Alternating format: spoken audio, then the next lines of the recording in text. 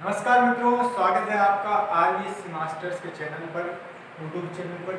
जैसा कि कल हमने इंट्रोडक्शन देख लिया था क्लास 12th के लिए, ठीक है। क्लास 12th के गणित के लिए हमने इंट्रोडक्शन देख लिया था, उसका सिलेबस भी देख लिया था।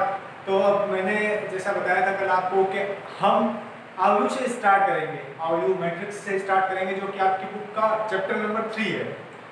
तो अब बिना कोई समय की बर्बादी करते हुए हम श्री गणेश करते हैं अपने सिलेबस का। तो देखो मित्रों, आव्यूह जो है अपना आव्यूह क्या होता है? आव्यूह होता है संख्याओं या फलनों का एक आयताकार या वर्गाकार क्रम विन्यास होता है। अब कैसा होता है वो मैं अभी आपको उदाहरण देके बताऊंगा। इन संख्याओं या फलनों के को आव्यूह के क्या कहते हैं अपन? अवयव। ये जो संख्याएं और ये जो फलन आव्यूह के आयताकार और वर्गाकार विन्यास के अंदर रहते हैं, इनको क्या कहते हैं? आव्यूह का फलन कहते हैं, ठीक है। तो देखो अब अपन है ना एक उदाहरण देते हैं आप लोगों का। तो देखो उदाहरण, फ्रेश उदाहरण लेते हैं। जैसे कि कोरोना काल चल रहा है, तो इसी से रिलेटेड मैं एक एग्जांपल लेता हूँ। जैसे कि नागौर में अभी देख रहे हो आप लोगों के भी बासनी गांव में सबसे ज्यादा मरीज है। तो अब मैं उन मरीजों की संख्या अगर लूँ, मान लो वहाँ मरीजों की संख्या है 115, ठीक है। तो 115 मरीजों को अगर मेरे को आव्यूह के रूप में लिखना होगा तो मैं क्या करूंगा? मैं ऐसे लिख दूंगा। इस एक आप कह सकते हो इस बक्से में, एक बक्से में इसको, इन नंबर्स को मैंने, इन संख्याओं को या इन फलनों को कैद कर दिया, तो एक मेरा क्या बन गया? ये मेरा बन गया आव्यूह, ठीक है। तो अब आगे देखो, आगे देखो, अब मैं लूं कि भाई ये 115 तो मेरे मरीज हैं, ठीक है। 115 मरीज हैं जिनमें से ठीक कितने हो चुके हैं? मान लो कि 15 जने ठीक हो गए, तो मैंने ऐसे लिख दिया 15 जने ठीक हो गए। और मर कितने गए? मान लो 5 जनों की क्या हो गई? मृत्यु हो गई। तो इस प्रकार 115 मरीज, 15 जने ठीक हो गए, 5 जनों की क्या हो गई? मृत्यु। तो ये इस प्रकार यहाँ पे मैं इसको, इन आंकड़ों को आव्यूह के रूप में लिख सकता हूँ। ये आव्यूह का एक तरीके से हम कह सकते हैं उपयोग है कि भाई किन्हीं तथ्यों को, किन्हीं घटनाओं को एक आंकड़ों के रूप में लिखना, ताकि सुगमता से उन्हें पहचाना जा सके। अब देखो ये तो हुई एक पंक्ति की बात। आव्यूह में देखो पंक्ति भी होती है, स्तंभ भी होते हैं। पंक्ति की मैं बात करूँ तो ये पहली पंक्ति है अपनी, पंक्ति क्षैतिज। ये जो है आपने क्या, इसलिए बोलेंगे अपन पंक्ति। लेकिन अब देखो इसमें स्तंभ जो है, पंक्ति इस आव्यूह में कितनी है? एक, ठीक है। अब स्तंभ की बात करता हूँ। स्तंभ कैसे होते हैं? जो उधर को होते हैं, ठीक है, ऐसे। अब स्तंभ की बात करें तो देखो ये 1, ये 2, ये 3। तो इस आव्यूह में जो स्तंभों की संख्या है वो कितनी हो जाएगी अपने? 3। तो एक पंक्ति और 3 स्तंभ। तो अब इन पंक्ति को अपन लिखते हैं m से, और स्तंभ को लिखते हैं अपन n से। और जो अपने अब आएगा अगला टॉपिक अपना आव्यूह की कोटि। आपको एग्जाम में भी बहुत ही सिंपल सा क्वेश्चन आता है इससे रिलेटेड कि भाई आव्यूह की कोटि बताइए। पूछ सकता है वो 1 नंबर में, ठीक है। तो आव्यूह की जो अपनी कोटि होती है वो क्या होती है? m गुणा n, m क्रॉस n। तो अब यहाँ पे देखो, अगर मैं इस आव्यूह के लिए आपको आव्यूह की कोटि पूछूं तो आव्यूह की कोटि क्या हो जाएगी भाई? इसमें पंक्ति कितनी? 1, तो m की जगह 1, और स्तंभ कितने? 3। तो ये जो अपना आव्यूह है वो 1 क्रॉस 3 कोटि का अपना आव्यूह है। अब देखो अपन आगे चलते हैं। ये तो देखो बात हुई बासनी, ठीक है। अब मैं लेता हूं अगला, मान लो जैसे लाडनू में भी है, ठीक है। तो अब लाडनू में कितने मरीज है? अभी मान लो 20 मरीज है, ठीक है। अब 20 मरीजों में से 15 अपने ठीक हो गए और 3 जने स्वर्ग सिधार गए, ठीक है। 20 मरीजों में से 15 ठीक हो गए और 3 मरीज स्वर्ग सिधार चुके हैं, अर्थात उनकी मृत्यु हो चुकी है। अब देखो ये तो अलग अलग है। अब मैं इन दोनों का एक आव्यूह बनाना चाहूँ तो कैसे बनाऊंगा? ऐसे बनाएंगे इसका कि भाई देखो यहाँ पे बनाते हैं, ठीक है।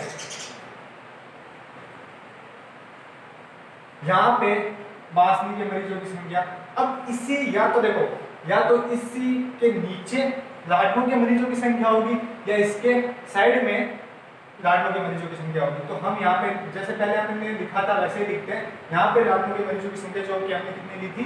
20 ली थी, वो मैंने यहाँ पे लिख दी है। तो 115 वासनी की मरीजों की संख्या और लाडू के मरीजों की संख्या कितनी होगी 20, तो वो मैंने यहाँ पे लिख दी। अब आगे देखो, आगे 115 में से यहाँ पे ठीक कितने हुए थे वासनी में, वो 15, लाडू में कितने ठीक हुए, वो भी 15, ये तो भी 15, वासनी में मृत्यु कितनी हुई थी, जन्नत नसीब जिनको हुई वो हो गए 5, ठीक है, और लाडू में जिनकी मृत्यु हुई वो हो गए अपने 3। तो ये अपने कोविड-19 कोरोना काल के मान लो वासनी और लाडू का अपने आंकड़ों का आव्यूह बनाना हो तो इस प्रकार बनेगा। अब बात आती है कि भाई ये जो आव्यूह है इसकी कोटि क्या होगी, तो देखते हैं इसकी कोटि क्या होती है मित्रों। इसकी कोटि देखो, इसमें 200 पंक्तियां हैं, पंक्तियों को हम लिखते हैं m से, तो मैंने मान लिया m क्रॉस n, ये होती है कोटि। तो देखो यार 2 पंक्तियां हैं तो m की जगह क्या आ जाएगा 2, और स्तंभ कितने इसमें 3 है, तो ये क्या हो गया 3। तो इस आव्यूह की जो कोटि होगी वो अपनी कितनी होगी 2 क्रॉस 3। तो देखो ये आव्यूह का संक्षिप्त एक विवरण कह सकते हैं अपन।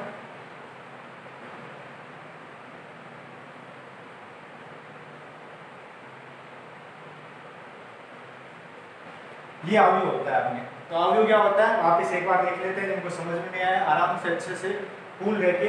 आव्यूह संख्याओं या फलनों का एक आयताकार या वर्गाकार क्रम विन्यास है। अब देखो आयताकार, यहाँ पे तुम देख सकते हैं, अगर जैसे आयताकार मैं अगर एक आकृति बनाना चाहूँ इस चीज की तो ये कैसे बनेगी, मैं इसको ऐसे कर दूँ तो ये क्या है एक तरीके से एक आयत बना है। अब जरूरी नहीं कि आयताकार हो सकता है ये क्या हो वर्गाकार। अगर मैं भाई अब इसी का बनाते हैं जैसे देखो, मैं कहूँ कि भाई मैं मृत्यु जिन लोगों की हुई है वो उन लोगों को मैं गिनता ही नहीं हूँ, लेता ही नहीं हूँ, मैं सिर्फ और सिर्फ इनका जो मरीज है और जो ठीक हुए हैं उन आंकड़ों को लेता हूँ।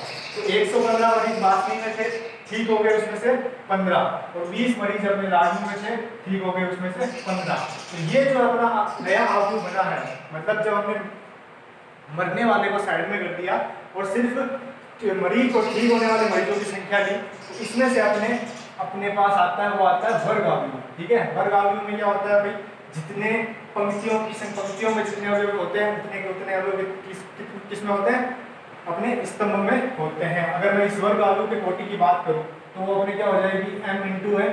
भाई m क्या है अपना, कितनी पंक्तियां हैं, 2 पंक्तियां, और स्तंभ कितने हैं 2 है, तो 2/2 का ये क्या हो जाएगा वर्ग आव्यूह। तो कुल मिला के जो वर्ग आव्यूह की कोटि होगी वो आपके हमेशा आपको इस प्रकार देखने को मिलेगी, 1 cross 1, 2 cross 2, 3 cross 3, 4 cross 4, n cross n, ये अपन ऐसा कह सकते हैं।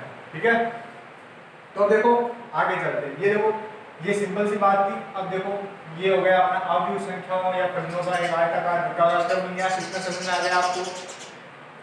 अब इन संख्याओं या फलनों को आव्यूह की क्या कहते हैं, अवयव कहते हैं। जैसे कि भाई मैं लेता हूँ यहाँ पे ये 15 ले लूँ या फिर ये 20 ले लूँ, ठीक है।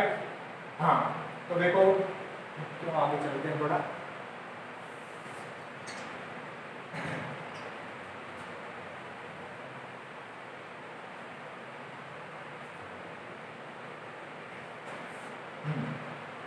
तो अगर मैं आव्यूह का एक रूप लिखना चाहूँ, ये तो जैसे देखो आंकड़े थे हमारे पास, हमने सोच लिए तो है, ठीक है। अब मैं आव्यूह का एक रूप लिख देता हूँ आपके सामने, A11, A12, A13,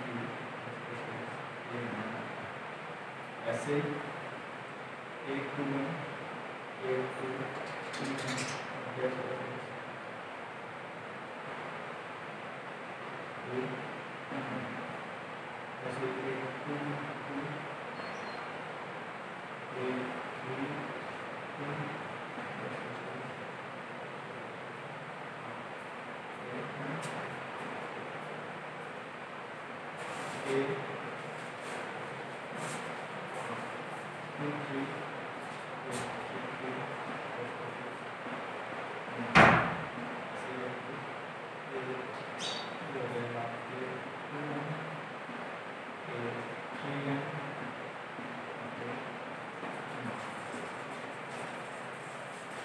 ठीक है।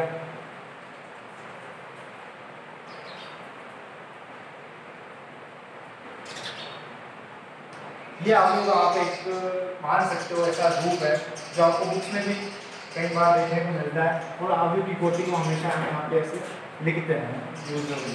अब मैं अवयव के अवयव की बात करता हूँ, ठीक है। तो देखो ये अपने अवयव का अवयव, इससे रिलेटेड क्वेश्चंस आते हैं कि भाई अवयव के अवयव को बताइए। आपको कह देगा कि भाई इस, या जैसे ये अवयव अपना, ठीक है, हमने जो बनाया था, इस अवयव के A 2 3 और A 1 3 कौन कौन से हैं, ठीक है, ऐसे वो पूछ सकता है। तो अपन देखते हैं, भाई देखो A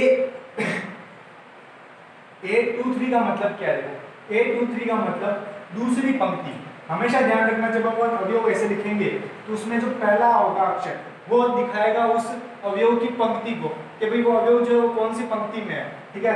तो यहाँ पे देखो A 2 3 मतलब जो 2 है वो अपने को क्या बता रहा है, पंक्ति को बता रहा है। तो इसमें देखते हैं ये दूसरी पंक्ति ये हो गई, ठीक है। और जो दूसरा जो होता है 3 वो अपने को बताता है स्तंभ का, ठीक है, कि भाई वो जो अवयव है वो कौन से स्तंभ में है। तो ये जो A 2 3 है वो दूसरी पंक्ति और तीसरे स्तंभ में है। तो देखते हैं भाई सर इस अवयव में ये दूसरी पंक्ति और ये तीसरा स्तंभ, दूसरी पंक्ति के तीसरे स्तंभ में अपना ये क्या हो जाएगा 3। तो ये A 2 3 इस अवयव के लिए A 2 3 का जो होगा मान वो क्या होगा 3 होगा। बहुत सिंपल है, आराम से, इतना कोई टेंशन की बात नहीं है, ये एकदम बेसिक चीज है, बहुत सिंपल सी बात है, आराम से समझ में आ जानी चाहिए आपको। इसी में अगर आपको परेशानी होती है तो आप ज़्यादा से ज़्यादा प्रैक्टिस करें, इसके अलावा और कुछ भी चारा नहीं है। अब देखो अपन अगला देखते हैं A 1 3।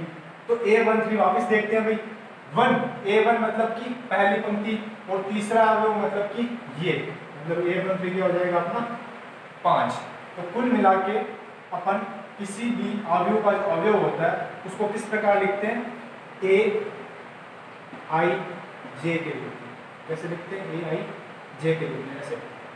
मतलब I का मतलब होता है I भी पंक्ति और J जो होता है वो होता है जेवा स्तंभ।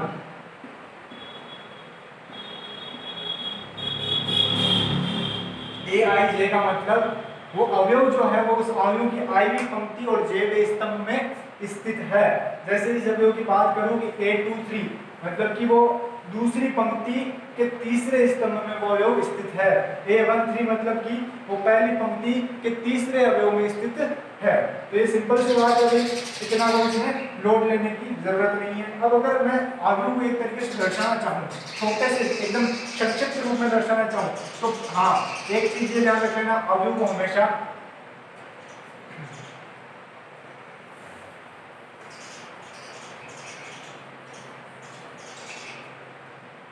अवयव को हमेशा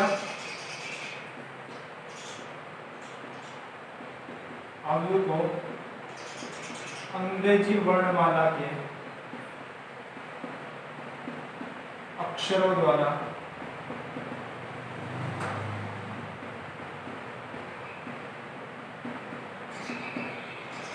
दर्शाया जाता है।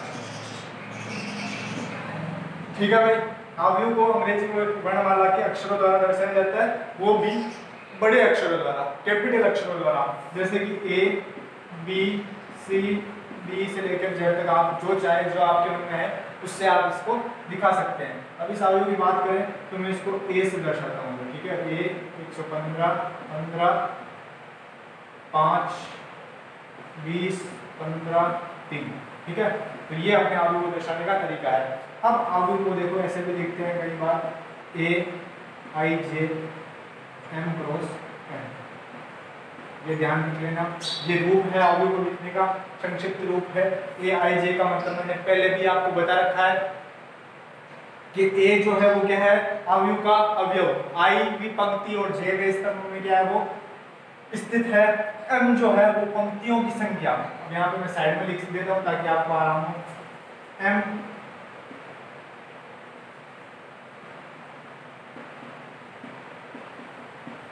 पंक्तियों की संख्या, N स्तंभों की संख्या। तो m जो है वो अपना क्या है, पंक्तियों की संख्या, और n जो है वो अपना क्या है, स्तंभों की संख्या। ठीक है, और i जो है वो क्या है, i भी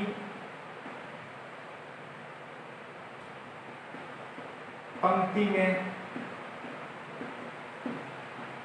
अवयव, और j जो है वो है j वे स्तंभ में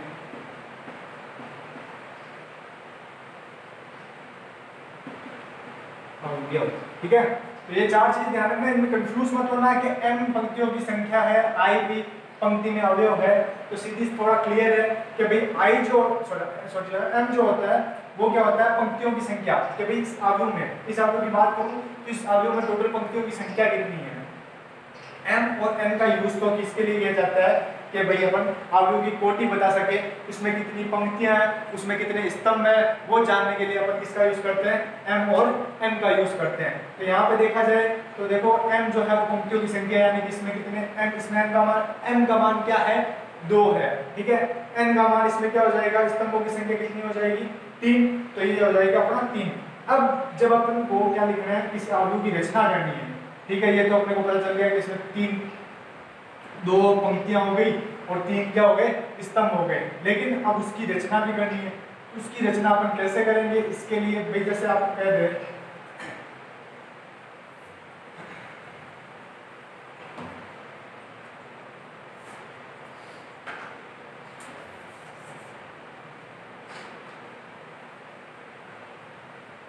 क्वेश्चन आता है ऐसे कई बार कि भाई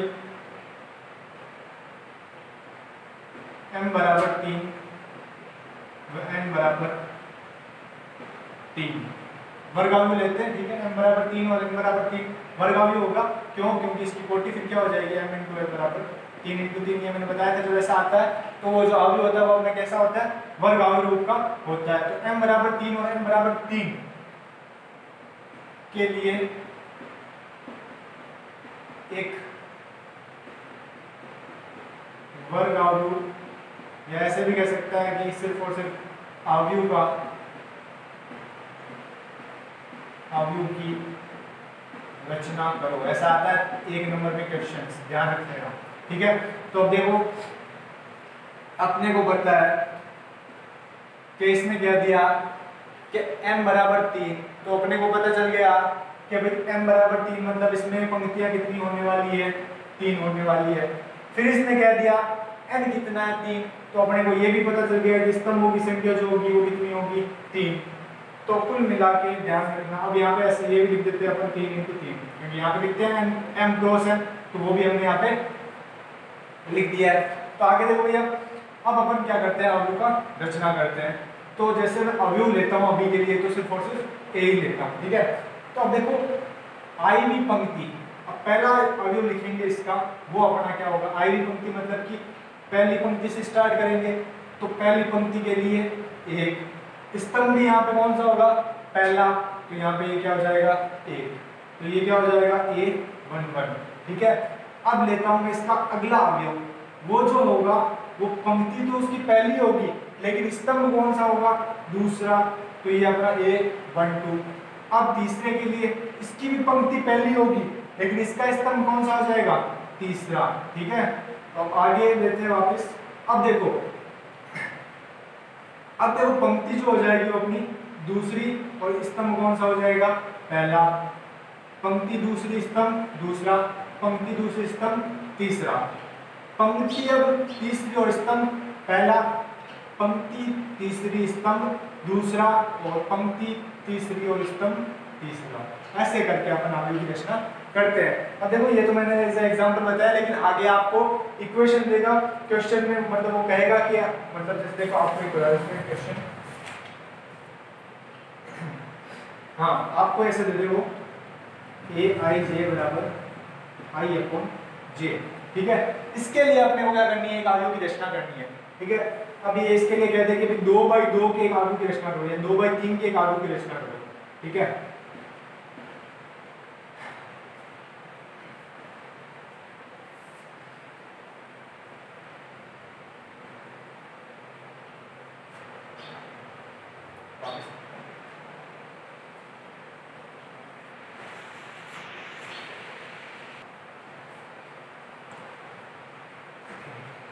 हाँ, तो वो क्वेश्चन लेते हैं, अपन देखते हैं। भाई अपने को ऐसे कहेगा क्या आपको ये एक दे रखा है ए आई जे बराबर आई अपॉन जे, मतलब आपको उस अवयव के अवयव की एक तरीके से परिभाषा दे रखी है। क्या दे रखी है कि उसके पंक्ति में अगर अपन उसके स्तंभ का भाग दे तो वो अवयव अपने पास आता है। अब वो क्या कहेगा अपने को कि भाई 2/3 का 2/3 के इसके लिए, मतलब इसके लिए कोटि 2/3 के एक अवयव की रचना करो। ठीक है, देखते हैं भाई कैसे करते हैं। सबसे पहले अपने को ये देखना है कि भाई अपने को कोटि दे रखी है 2/3। कोटि का मतलब क्या होता है? m cross n। m मतलब पंक्तियों की संख्या, n मतलब स्तंभों की संख्या। मतलब इसमें पंक्तियां कितनी है अपने? 2। स्तंभ कितने हैं इसमें? 3। ठीक है, अब देखो मैं कैसे करते हैं अपन। अब यहाँ पे देखो पंक्तियों की संख्या मतलब क्या होगा? 2 पंक्तियों की संख्या हो गई। मतलब अब यहाँ पे अपन सिंपल रूप में जैसे मैंने पहले वाला बताया था आपको, वैसे तो अपन निकाल सकते हैं कि भाई यहाँ पे पहली पंक्ति होगी ये, उसका पहला स्तंभ होगा, फिर यहाँ पे पहली पंक्ति उसका दूसरा स्तंभ, पहली पंक्ति तीसरा स्तंभ। ऐसे लिख सकते हैं, पहले ऐसे तो लिख सकते हैं, ऐसे लिखते हैं पहले। ठीक है, तो यहाँ पे दूसरी पंक्ति पहला स्तंभ और दूसरी पंक्ति और दूसरा स्तंभ, फिर दूसरी पंक्ति और तीसरा स्तंभ, ये हमने ऐसे लिख लिया। ठीक है, अब मेरे को ये बताओ, अगर मैं इसको ए आई जे को पहले इससे कंपेयर करूँ A11 से, तो यहाँ पे आई की जगह क्या है? 1, जे की जगह क्या है? 1। तो ए आई जे अपना क्या है? आई अपॉन जे। तो यहाँ पे आई की जगह क्या है? 1 और जे की जगह क्या है? 1। ठीक है, तो अपना A11 जो आया वो अपने पास क्या आया? 1 आया कि नहीं आया? आया। तो A11 अपना क्या आ गया? 1 आ गया।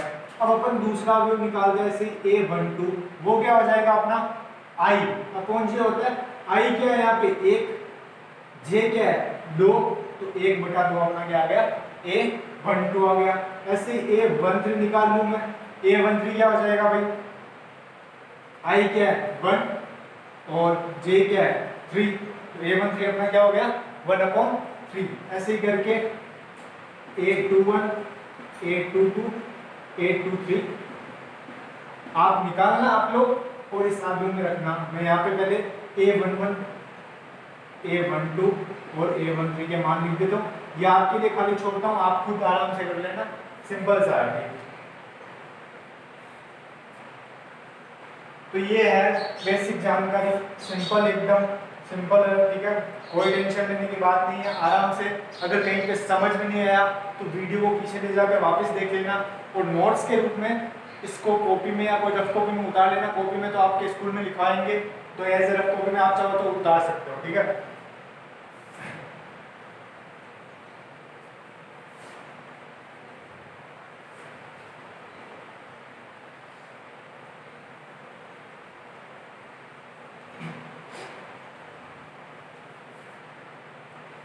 हाँ भाई हमने अवयव पढ़े, अवयव पढ़ा भाई, ये होता है अवयव।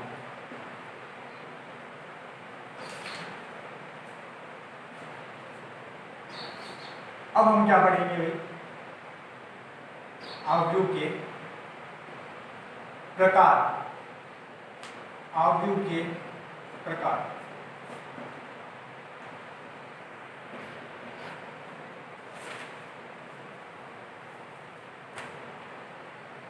देखो भाई अवयव के जो प्रकार है, ठीक है, वो आपकी जो अभी जो बुक चल रही है राजस्थान, मतलब राजस्थान के कोर्स में, राजस्थान बोर्ड के कोर्स में जो आपकी बुक चल रही है अजमेर बोर्ड के कोर्स में, उसमें अवयव के कितने प्रकार है? आपके 8 प्रकार के अवयव आपको दे रखे हैं। कितने प्रकार के अवयव के?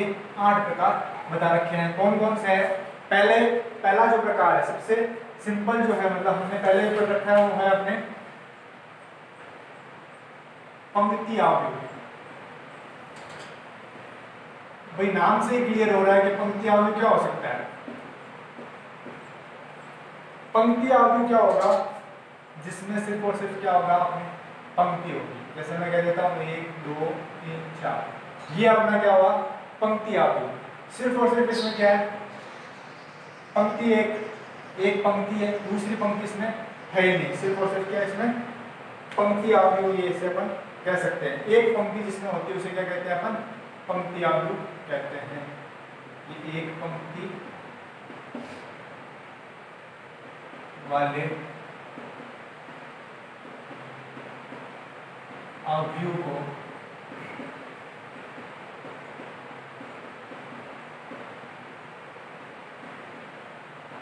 पंक्ति अवयव कहते हैं। ठीक है, दूसरा स्तंभ अवयव। तो भाई ये भी नाम से आपके क्लियर हो रहा होगा कि भाई स्तंभ अवयव क्या होगा, स्तंभ अवयव जिसमें क्या हो, सिर्फ और सिर्फ एक स्तंभ हो। यहाँ पे मैं ले लूँ भाई 1/2, 1/4, 1/6। हाँ, तो इतने ये जो है अपना, ठीक है, इसमें सिर्फ क्या है, एक स्तंभ है, मतलब कि एक स्तंभ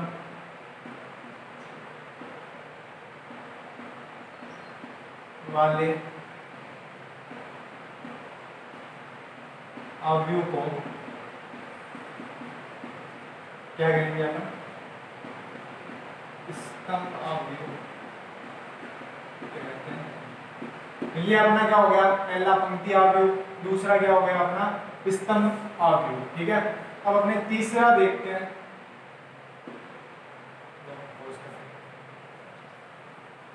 कितना मिनट हो गया? हाँ, तो देखो तीसरा जो अवयव है वो अपना कौन सा होता है, शून्य अवयव। ये भी आपके नाम से क्लियर हो जाता है कि शून्य अवयव क्या हो सकता है। तो शून्य अवयव जो होता है वो ऐसा कुछ, जिसके सारे के सारे जो अवयव होंगे वो क्या होंगे अपने शून्य। एक और अगर एग्जांपल लूं मैं, तो ऐसा कुछ, ये जो है 3/3 का, ये 2/2 का। ठीक है, तो वह अवयव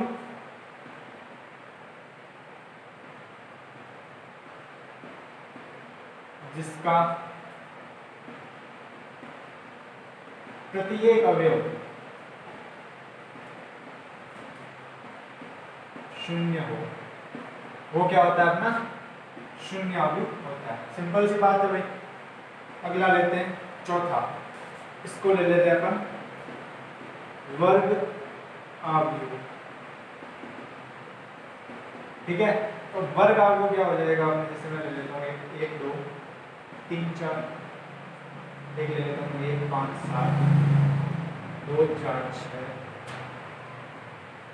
-2 -4 -6।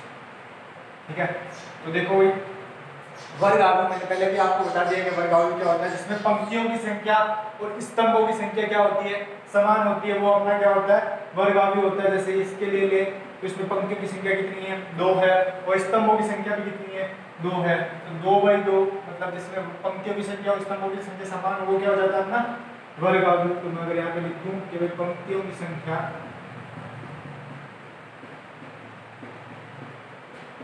इज इक्वल्स टू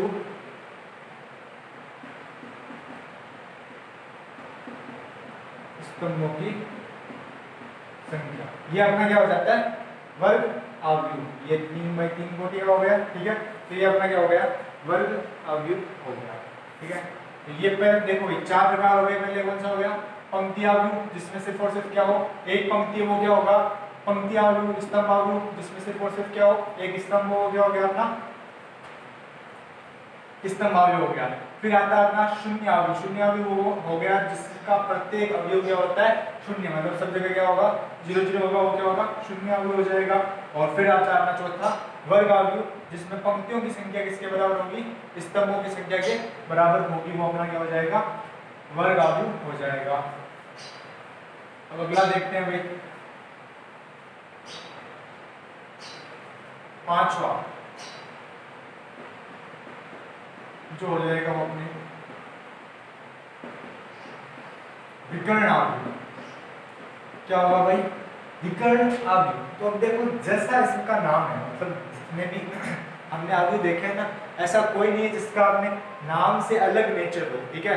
जैसे हमने पंक्ति अवयव देखा, उसमें सिर्फ एक पंक्ति थी, स्तंभ में एक स्तंभ था, शून्य में सारे अवयव शून्य थे। वर्ग में वर्ग कैसा होता है? वर्ग की दोनों चारों भुजाएं मतलब समान होती है, तो इसमें मतलब पंक्ति और स्तंभों की संख्या क्या हो गई? समान हो गई। अब इसमें विकर्ण अवयव का है, इसका मतलब उस अवयव का जो विकर्ण होगा, मैं विकर्ण की बात करूं तो ये जो होता है वो होता है जो मुख्य जो चीज होती है इसको बोलते हैं अवयव का विकर्ण। इसमें लूं अगर तो ये देखो ये वाला, इसमें लूं अगर तो ये जो है ये अपने अवयव का क्या होता है? विकर्ण होता है। इस विकर्ण अवयव में क्या होता है भाई? मैं लूं 1 0 0 0 -4 0 0 0 8, ठीक है। ये जो है मेरा ये क्या है? विकर्ण अवयव। तो आपको देखते ही बनता है कि भाई वह अवयव जिसमें विकर्ण के अलावा जितने भी अवयव है वो सारे के सारे क्या होंगे? शून्य होंगे। विकर्ण के अलावा जितने भी अवयव वो सारे के सारे क्या हो जाएंगे? शून्य। तो ऐसा जो अवयव होगा वो अपना क्या होगा? विकर्ण अवयव होगा। कुल मिला के वह अवयव जिसके विकर्ण में अवयव होते हैं जो कुछ संख्या में होते हैं, बाकी सारे जो होते हैं वो क्या होते हैं? शून्य होते हैं, वो अपना क्या होता है? विकर्ण अवयव। तो मैं कह सकता हूं कि भाई विकर्ण के अलावा सारे अवयव शून्य होते हैं, ठीक है। तो ये अपना क्या हो जाता है? विकर्ण अवयव हो जाता है भाई, ठीक है। इसके अगला देखो भाई इकाई अवयव, छठा।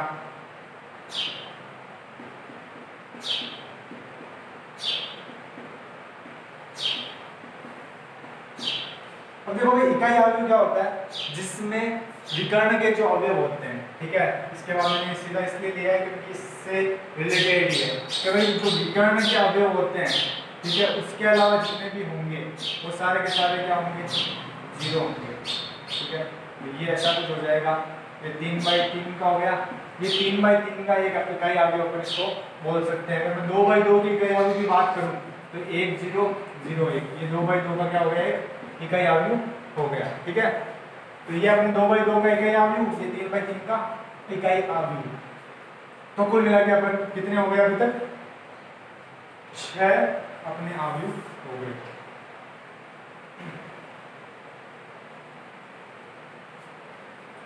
अब अगला देखते हैं भाई अदिश अवयव।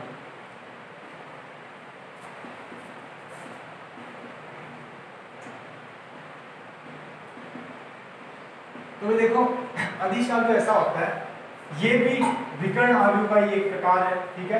ये भी विकर्ण अवयव से रिलेटेड है। इसमें क्या होता है कि भाई देखो इकाई अवयव में क्या था? विकर्ण के जो अवयव थे वो सारे के सारे क्या थे? एक थे। और ये विकर्ण अवयव में क्या था कि भाई इसके जो अवयवों के अलावा जितने भी थे वो शून्य थे। अब इस अदिश अवयव में क्या होगा? विकर्ण के जितने भी होंगे अवयव वो सारे क्या रहेंगे? समान रहेंगे। क्या रहेंगे? समान। ये ऐसा कुछ, ठीक है। 2 0 0 0 2 0 0 0 2, ठीक है। तो देखो भाई विकर्ण के जितने भी अवयव वो क्या है? समान है, ठीक है। इसके अलावा सारे के सारे क्या है? 0 है। तो ये जो होते हैं ऐसे अवयव इनको बोलते हैं अपन अदिश अवयव। तो कुल मिला के अपन कह सकते हैं कि इकाई अवयव और अदिश अवयव जो है वो है तो क्या? विकर्ण अवयव है, लेकिन इनमें थोड़े बहुत चेंजेस है। इकाई अवयव में क्या है? विकर्ण के जो अवयव है वो क्या होते हैं? एक एक होते हैं। और अदिश अवयव में विकर्ण के जो अवयव होते हैं वो सारे क्या होते हैं? एक जैसे होते हैं। अब देखो भाई लास्ट प्रकार अपना अवयव का लास्ट प्रकार, 8वां प्रकार,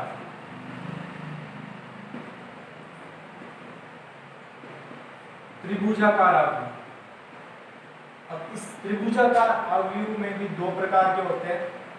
पहला होता है इसका निम्न त्रिभुजाकार अवयव, निम्न त्रिभुजाकार, और दूसरा हो जाएगा अपना ऊपरी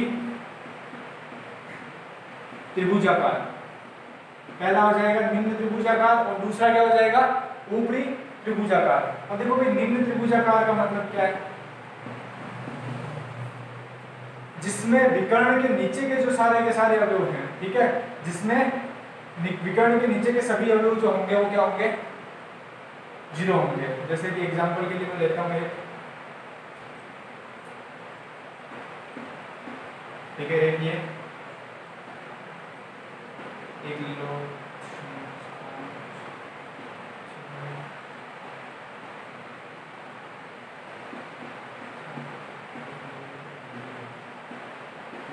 ये ऐसा कुछ, ये जो हो जाएगा अपना क्या हो जाएगा, निम्न त्रिभुजाकार अवयव हो जाएगा। इसमें देखो भाई बनता क्या, देखो होता क्या है, ये निम्न त्रिभुजाकार मतलब कि ये तो हो गया नीचे वाला, चलो ठीक है इसमें लेते हैं। यहाँ पे देखो विकर्ण के जो इस साइड है, मतलब कि विकर्ण के नीचे के साइड एक क्या बनता है, 0 का एक क्या बनता है, अपन त्रिभुज कह सकते हैं। 0 का एक क्या, 0 अवयवों का क्या बनता है, त्रिभुज बनता है, इसीलिए इसको अपन क्या बोलते हैं, निम्न त्रिभुजाकार। निम्न त्रिभुजाकार क्या बोला, क्योंकि विकर्ण के एक है नीचे स्थित है, इसलिए इसको क्या बोलेंगे, निम्न त्रिभुजाकार अवयव बोलेंगे। अब ऐसे ऊपरी त्रिभुजाकार अवयव में क्या हो जाएगा कि भाई विकर्ण के ऊपर, मैं यहाँ पे ले लेता हूँ जैसे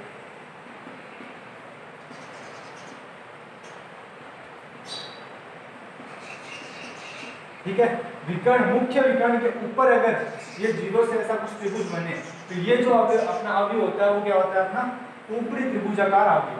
ठीक है, तो ये अवयव के प्रकार से इतने, कोई मतलब ऐसा पूछ सकता है एग्जाम में कि भाई विकर्ण अवयव क्या होता है, अपने त्रिभुजाकार अवयव क्या होता है, उदाहरण देकर समझाइए। ठीक है, तो ये आज अपन इतना ही करेंगे। अवयव के प्रकार समझ लिए, अवयव क्या होता है, अवयव की कोटि क्या होती है, अवयव के अवयव क्या होते हैं, ये चीजें हमने अच्छे से समझ ली है। अवयव का पूरा बेसिक पढ़ लिया है। कल अपन अवयव के गुणधर्म पढ़ेंगे पहले, और गुणधर्म पढ़ने के बाद में अपन अपनी प्रश्नावली 3.1 स्टार्ट करेंगे, जो कि अपनी कल ही कंप्लीट हो जाएगी। तो तब तक के लिए अच्छे से ध्यान रखना, अपना रिवाइज करना। All the best, thank you very much.